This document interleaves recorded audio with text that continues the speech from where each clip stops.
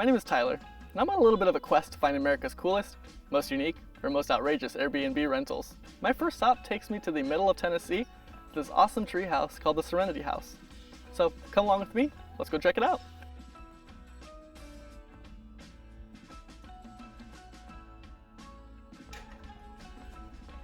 Oh my goodness. I am obsessed. This is so fabulous. My first thought walking in here is, wow, this is even cooler than the Airbnb photos. And I was expecting it to be pretty cool. The attention to detail right away is stunning, I would say. The fixtures, the lighting, the furniture, I think it's all perfect. There's a ton of natural light that helps lighten up the space, but also at nighttime, the industrial lighting in here does an awesome job at making it feel light as well. And for the record, I am a sucker for Edison bulbs, so the fact that they went with these industrial fixtures with the Edison bulbs in them tickles my heart for sure.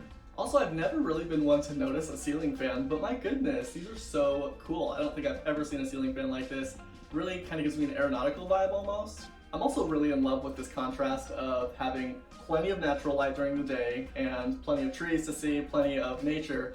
Then when the lights go down and the sun sets, you have industrial lighting, and really fabulous industrial lighting.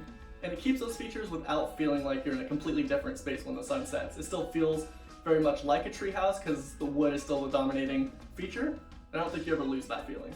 In the living room, there's a few things that I really love about the utilization of the space. For one, there's a pull-out bed, and when I walked in I was wondering, it's supposed to sleep 4 people in here, but besides the bed, where else could you possibly sleep? Well, this closet, or so I thought, pulls down, and it's a hide-a-bed actually. So you can comfortably sleep 4 people, and there's also plenty of seating space just for kind of lounging around. There's 2 love seats, 1 chair, 4 chairs with the dining area. So I don't think you're gonna have any trouble finding somewhere to comfortably sit. You know, when talking about utilization of space, I think that the dining table is another great example where when you don't need to eat at it, it just kind of tucks away and is kind of an unassuming little end table by the window. When you do need to eat at it, you can flip it up and pull out 2 chairs that are actually stowed inside the table. It's super cute. And you have a cute little 4-seat table.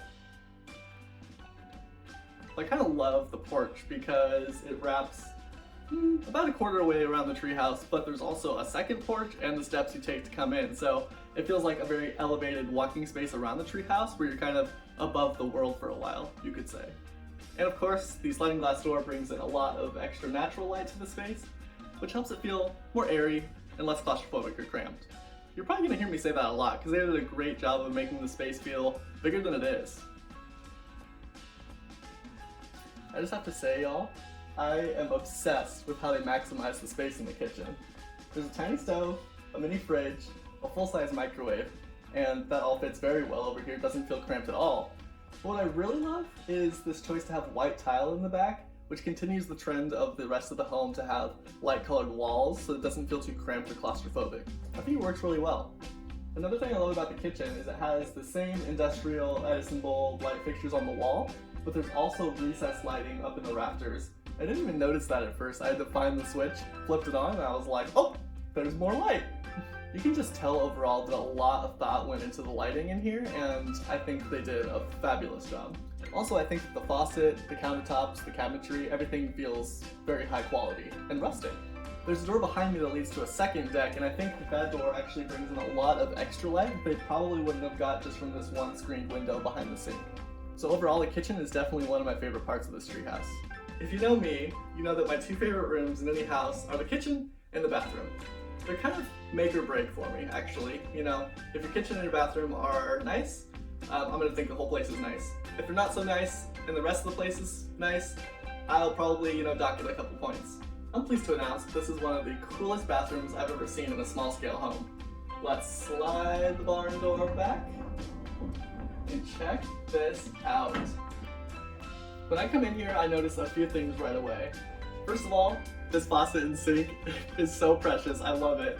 It's very nice. It is very small and very efficient with its space. It protrudes from the wall maybe 9 inches or so. Really nice faucet, comes off the side and completely conserves the space that you wouldn't be wasting with a full-size sink. Also, I love the white tile is continued from the kitchen. I think that, again, it helps it feel light, airy, less claustrophobic in here, and I don't think they would have achieved that with a darker color on the walls. Again, I love the more industrial light features in here, the same ones throughout the treehouse, and I think they are very cute, very cool. And you'd expect a mirror in just about any bathroom you go to, but what I like about this one in particular is that it directly faces the barn door and the open space outside of the bathroom, so it slightly enlarges the bathroom space. That's just a little trick that I think plays a little bit of a game on your mind and makes it feel a little bit bigger in here than it actually is. Just a tiny bit. And don't worry, there's no micro toilet or anything like that. You have a full-size toilet here to work with as well.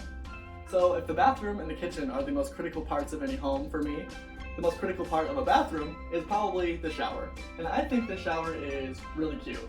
It keeps the white tile for the ceiling, but the walls are a color that is not found anywhere else in the treehouse. It's actually a dark, more like slate gray type of wood paneling. And the ground has this nice river rock texture, which feels luxurious, but also outdoorsy still. And the fixtures feel nice and modern, just like the rest of the place. So overall, yeah, I'm a big fan.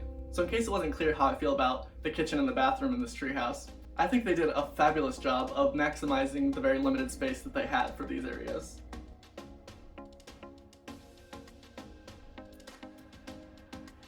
Alright, now it's time to check out the crown jewel of the treehouse. The first thing I wanted to see when I walked in was, how's that loft look? And oh my goodness, y'all, it is so pretty up here. And the vaulted ceiling vaults even higher up here, so actually I can stand here an inch shy of 6 feet and there's still a couple of feet above my head, so it's probably, I would guess, 8 feet to the ceiling. I mean, I kind of wanted this to be the coolest part, and I think it is. This bed was so comfy to sleep on last night. I had absolutely no trouble getting to sleep, and the only thing you're gonna run into is some natural critters you might not be used to if you're from the city. I'm talking squirrels, I'm talking birds. They love the treehouse, of course, as they would, and you might hear them now and then. I think I just saw a bird actually as I'm filming, like making its nest in the rafters outside, so if nature loves it, y'all, you know it's legit. When you're trying to make a treehouse feel less boxed in and less cramped, I think the trickiest part to build would probably be the loft. But in this treehouse, I think they did a flawless job of bringing in natural light. I mean, there's the one window here, and there's also 2 more on the opposite wall that I was not expecting to see. And when you look out those windows, you're staring directly at the trees surrounding the treehouse. So yeah, I think you could say the windows are part of the decor, part of the artwork, because you're staring out at all the vibes you could possibly want from inside the treehouse. There's not really any art on the wall, but when you look outside, I think that is the art you're supposed to be appreciating. Funny enough, it's called the Serenity House, and serene is probably the exact word I would use to describe it out here. We are on a property with several other vacation rentals, which I believe are also on Airbnb, but I don't feel like they're too close that it encroaches on your space or like ruins the vibe of the isolated treehouse at all. This is totally somewhere that I would recommend for friends or family. I just love everything about this treehouse. I think that it was designed very intelligently and cleverly with how it laid everything out and the features that it used and how it implemented those features. It's just overall a really lovely weekend.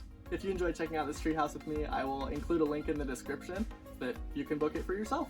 For more tours just like this one, consider subscribing to my YouTube channel, or if you know of somewhere yourself, leave a suggestion in the comments below. Thanks for coming, y'all. See you soon. We have to sign the guest book, of course.